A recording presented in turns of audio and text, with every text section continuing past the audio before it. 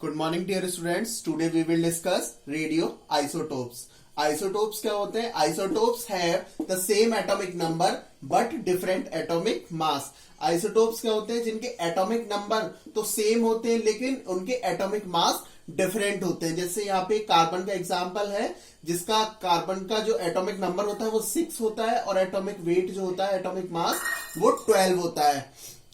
तो यहाँ पे इसके जो एटॉमिक नंबर्स हैं वो तो सेम होते हैं लेकिन इनके जो एटॉमिक मास है वो डिफरेंट होता है। एटॉमिक नंबर्स क्या होते हैं? Number of protons present in the nucleus is called atomic number, और atomic mass number of neutron and protons present in the nucleus is called atomic mass. Isotopes mainly दो types के होते हैं, stable isotopes और unstable isotopes. Stable isotopes को हम nuclide भी बोल सकते हैं और अनस्टेबल आइसोटोप्स को रेडियो न्यूक्लियाइड और रेडियो आइसोटोप्स भी बोल सकते हैं। रेडियो न्यूक्लियाइड और रेडियो आइसोटोप्स क्या होते हैं? Radio nuclide is an atom that has excess nuclear energy making it unstable. This excess energy can be used in 3 ways, that is alpha, beta, gamma rays emitted from the nucleus. जो भी किसी भी atom के nucleus में जब ज्यादा nuclear energy हो जाती है तो वो अनस्टेबल हो जाता है। तो उस अनस्टेबल को स्टेबल फॉर्म में लाने के लिए वो कुछ जो एक्सेस एनर्जी है उसको रिलीज करता है in the form of alpha, beta, gamma rays. इन तीनों की एनर्जी को रिलीज करेगा, एक्सेस एनर्जी को, in the form of alpha, beta, gamma rays. ये न्यूक्लियस से एनर्जी रिलीज होती है। यहाँ पे एक एग्जांपल है इसका, जैसे कोई भी पर्टिकुलर एटम है और उस एटम के अंदर आपका न्यूक्लियस होता है और न्यूक्लियस के अंदर न्यूट्रॉन और प्रोटॉन्स प्रेजेंट होते हैं, सराउंडेड बाय इलेक्ट्रॉन्स इसके मूव करते हैं। तो जब न्यूक्लियस में इनस्टेबिलिटी हो जाती है तो वो अनस्टेबल हो जाता है। तो वो अपने अनस्टेबल फॉर्म को स्टेबल फॉर्म में चेंज करने के लिए कुछ रेज को रिलीज करता है in the form of alpha, beta, gamma raise. तो वो जब कंपाउंड स्टेबल हो जाता है तो उसको हम कह सकते हैं रेडियो आइसोटोप्स। नेक्स्ट है एप्लीकेशंस ऑफ रेडियो आइसोटोप्स। इसमें फर्स्ट है radiation source in therapy, second है radio active tracers for diagnostic purpose, third है research and fourth one sterilization. Radiation source in therapy में क्या होता है कि ये इस तरह के इस टाइप में हम लोग रेडियो आइसोटोप्स को इंटरनली और एक्सटर्नली दोनों तरीके से यूज कर सकते हैं। और इसमें जो भी सब्सटेंस होता है वो मेनली कैंसर थेरेपी में हम लोग यूज कर सकते हैं। कैंसर थेरेपी में हम जैसे कि जो भी रेडियो आइसोटोप्स होते हैं वो मेनली तीनों टाइप्स के रेडिएशंस को प्रोड्यूस करते हैं, अल्फा, बीटा, गामा रेज। तो यहाँ पे जो गामा रेज है हम यहाँ पे क्यों ले रहे हैं? क्योंकि गामा रेज की जो पेनिट्रेटिंग पावर होती है वो ज्यादा होती है। और कैंसर थेरेपी में हम क्यों यूज कर रहे हैं? क्योंकि ये कैंसर सेल्स को डिस्ट्रॉय करते हैं और ट्यूमर का प्रोडक्शन नहीं होने देते हैं। इसका एक एग्जांपल है AU, that is gold. Gold को हम लोग यूटेरस और यूरिनरी ब्लैडर के कैंसर में यूज कर सकते हैं। सेकंड है radio active tracers for diagnostic purpose. ये मेनली बॉडी की ADME प्रॉपर्टी पर बेस्ड होता है। ADME क्या है? Absorption, distribution, metabolism then excretion. इसका एक एग्जांपल है ferric citrate, that is Fe59 injection find use for the diagnosis of haematological disorders. जो फेरिक सिट्रेट इंजेक्शन होता है वो हम लोग ब्लड डिसऑर्डर्स में यूज कर सकते हैं। थर्ड है रिसर्च। रेडियो आइसोटोप्स को हम लोग बायोकेमिकल रिसर्च में भी यूज कर सकते हैं।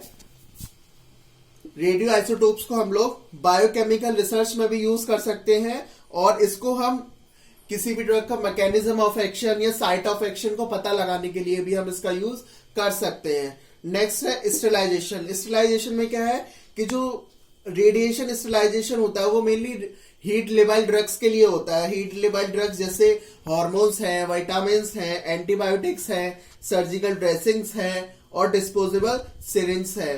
तो इनका स्टेरिलाइजेशन हम लोग रेडिएशन स्टेरिलाइजेशन के थ्रू कर सकते हैं। Some other important radioisotopes used in medicine. कुछ अदर रेडियो आइसोटोप्स भी हैं जिनको हम मेडिसिनली यूज कर सकते हैं। जैसे यहाँ पर है कोबाल्ट 60, CO60। ये मेनली स्टेलाइजेशन में काम करता है। जैसे ये जो कोबाल्ट 60 है ये गामा रेस को प्रोड्यूस करता है, और गामा रेस की वजह से जो डिस्पोजेबल सिरिंज होती है, कैथेटर्स होते हैं, जो सर्जिकल ड्रेसिंग होती है और अदर सर्जिकल मटेरियल, इन सबको हम स्टेलाइज कर सकते हैं।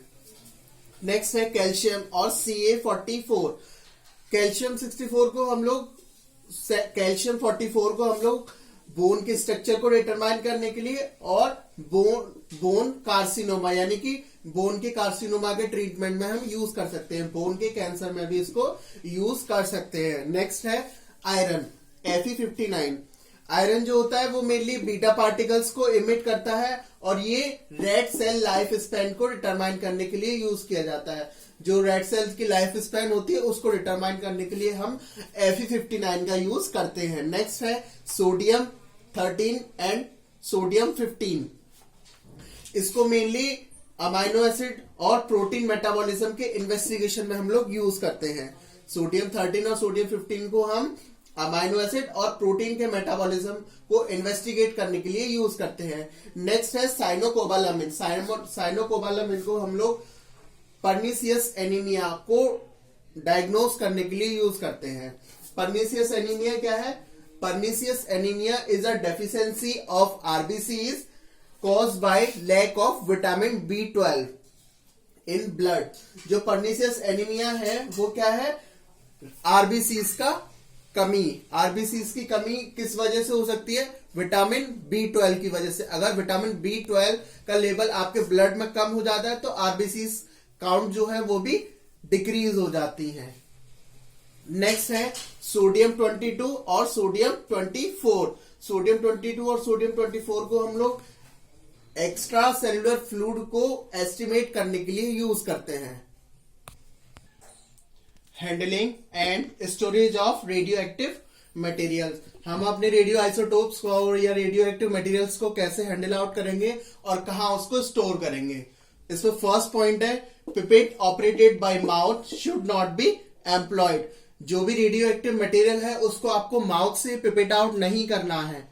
नेक्स्ट पॉइंट है radio active material should never be touch. जो रेडियो एक्टिव मटेरियल है उसको आपको हाथ से टच नहीं करना है, उसको आपको फॉर्सेप या जो भी सुटेबल इंस्ट्रूमेंट हो उससे आप रेडियो एक्टिव मटेरियल को टच कर सकते हैं और उसके साथ वर्किंग कर सकते हैं। नेक्स्ट पॉइंट है smoking, eating and drinking should be prohibited in the lab. Smoking नहीं करनी है, ईटिंग नहीं करनी है, ड्रिंकिंग कुछ खाना पीना नहीं है, स्मोकिंग भी नहीं करनी है। ये सारी चीजें लैब में प्रोहिबिटेड होनी चाहिए जहां पे रेडियो एक्टिव मटेरियल प्रेजेंट हो। नेक्स्ट है सफिशिएंट प्रोटेक्टिव क्लॉथिंग और शील्ड मस्ट बी यूज। जो भी सफिशिएंट प्रोटेक्टिव क्लॉथ है आपके पास, कपड़े हैं प्रोटेक्टिव क्लॉथ और शील्ड यानी कि ढाल, जो भी ढाल हो आपको वो यूज करनी है जब आप रेडियो एक्टिव मटेरियल को हैंडल कर रहे हो तब। नेक्स्ट पॉइंट है radio active material should be kept in a labelled container. जो रेडियो एक्टिव मटेरियल है उसको आपको लेबल्ड कंटेनर में मेंटेन करना है।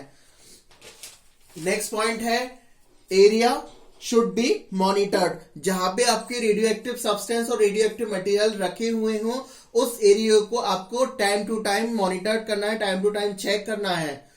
नेक्स्ट पॉइंट है working area should not gate contaminated. जहां पर आप रेडियो एक्टिव मटेरियल के साथ काम कर रहे हैं वो एरिया आपका रेडियो एक्टिव मटेरियल से कंटामिनेटेड नहीं होना चाहिए। नेक्स्ट है rubber gloves have to be used when working with radioactive material. जब आप रेडियो एक्टिव मटेरियल के साथ काम कर रहे हो तो आपको रबर ग्लव्स का यूज करना है। Thank you.